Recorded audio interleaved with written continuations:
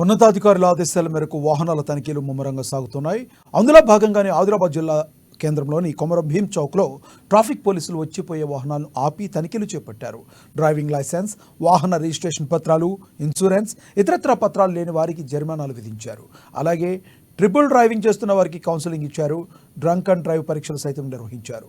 ప్రతి ఒక్కరూ రోడ్డు భద్రతా నిబంధనలు పాటిస్తూ ప్రమాదాల నివారణకు కృషి చేయాలని ట్రాఫిక్ సిఐ ఫణీందర్ తెలిపారు. నిబంధనలు ఉల్లంఘించిన వారిపై కఠిన చర్యలు తప్పవని హెచ్చరించారు. ఆదిలాబాద్ పట్టణ ప్రజలకు విజ్ఞప్తి, ఈ మధ్యకాలంలో మైనర్ డ్రైవింగ్, 2 వీలర్ కానీ 4 వీలర్ కానీ మైనర్ డ్రైవింగ్ ఎక్కువైపోయింది.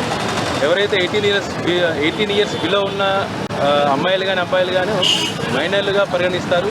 కావున తల్లిదండ్రులకు మా ట్రాఫిక్ పోలీసుల తరఫు నుంచి విజ్ఞప్తి ఏంటనగా, ఎవరు కూడా మైనర్ పిల్లలకి డ్రైవింగ్ గురించి తమ యొక్క 2 వీలర్ కానీ 4 వీలర్ కానీ ఇవ్వకూడదని ఈ మధ్యకాలంలో 2 రోజుల క్రితం ఈ పిప్పలవాడ టోల్ ప్లాజా దగ్గర మైనర్ డ్రైవింగ్ చేసిన 2 పిల్లలు యాక్టివా మీద ప్రయాణిస్తూ గుద్దుకొని 2 చనిపోవడం జరిగింది. కాబట్టి పట్టణంలో ఈ మైనర్ డ్రైవింగ్ సంబంధించి ఈ 10 రోజుల పాటు స్పెషల్ డ్రైవ్ పెట్టడం జరుగుతుంది.